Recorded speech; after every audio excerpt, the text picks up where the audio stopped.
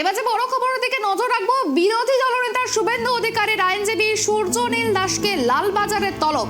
আগামী 21শে ফেব্রুয়ারি লালবাজার রেড সেকশনে তলব করা হয়েছে। এই বিষয় নিয়ে কথা বলে আমাদের সঙ্গে টেলিফোন লাইনে রয়েছেন আমাদের প্রতিনিধি রিমিক। দেখো, যেমনটা জানা যাচ্ছে যে বিরোধী দলনেতা শুভেন্দু অধিকারীর আইনজীবীকে তলব করেছে লালবাজার। কি কারণে এই তলব, কি জানা যাচ্ছে? দেখো, গত বুধবার দিন যখন শুভেন্দু অধিকারী আবারও হাইকোর্টের নির্দেশে 144 ধারা গোটা সন্দেশখালী থেকে তুলে নেওয়ার পর গত বুধবার যখন সন্দেশখালীর দিকে যাচ্ছিলেন তখন কিন্তু সায়েন্স সিটির কাছে আটকানো হয় শুভেন্দু অধিকারীকে। এবং সেই সময় কিন্তু বিরোধী দলনেতা আটকানোর সময় তার আইনজীবী কিন্তু সূর্যনীল দাস কিন্তু প্রশ্ন তুলেছিলেন যে আইনে কি এরকম কোনো প্রভিশন বা এরকম কি কোনো সুযোগ রয়েছে যার দ্বারা বিরোধী দলনেতাকে আটকানো যেতে পারে। সেই ঘটনাতেই কিন্তু পরবর্তী সময় লালবাজারের যে রেড সেকশন সেখান থেকে আগামী 21শে ফেব্রুয়ারি আইনজীবী সূর্যনীল দাসকে হাজিরার নোটিশ দেওয়া হয়েছিল যে তাকে হাজিরা দিতে হবে লালবাজারের রেড সেকশনের কাছে। এবং রাজ্যের বিরোধী যে আইনজীবী সূর্যনীল দাসকে তলব করা হয় রীতিমতো যে আগামী 21শে ফেব্রুয়ারি তাকে লালবাজার রেড সেকশনে থাকতে হবে, সেই সংক্রান্ত একটি নোটিশ জারি করা হয়েছিল।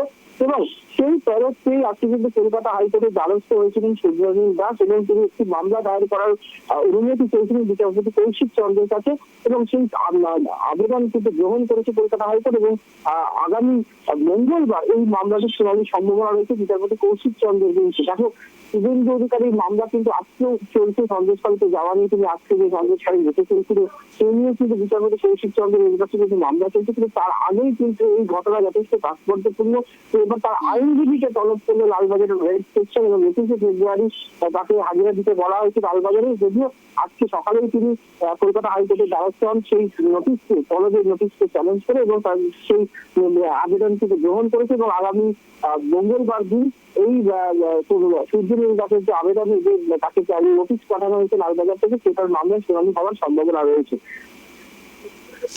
ধন্যবাদ রিমিকে। যেমনটা জানা গেছে যে আইনজীবী সূর্যনীল দাসকে নোটিশ দেয় লালবাজার এবং সেই কারণে সূর্যনীল দাস আদালতের দ্বারস্থ হয় এবং এই কারণের জেরে কিন্তু তিনি আদালতের দ্বারস্থ হয়েছে এবং মঙ্গলবার সেই মামলার শুনানি। জানা গিয়েছে বিরোধী দলনেতার আইনজীবী সূর্যনীল দাসকে লালবাজার তলব করে আগামী 21শে ফেব্রুয়ারি। আর এদিকে লালবাজারের পুলিশে তলব পাওয়ার পরেই কিন্তু কলকাতা হাইকোর্টের দ্বারস্থ হন আইনজীবী সূর্যনীল। তাকে মামলা দায়ের করার অনুমতি দেন বিচারপতি কৌশিক চন্দ্র। মঙ্গলবার এই মামলার শুনানির সম্ভাবনা রয়েছে।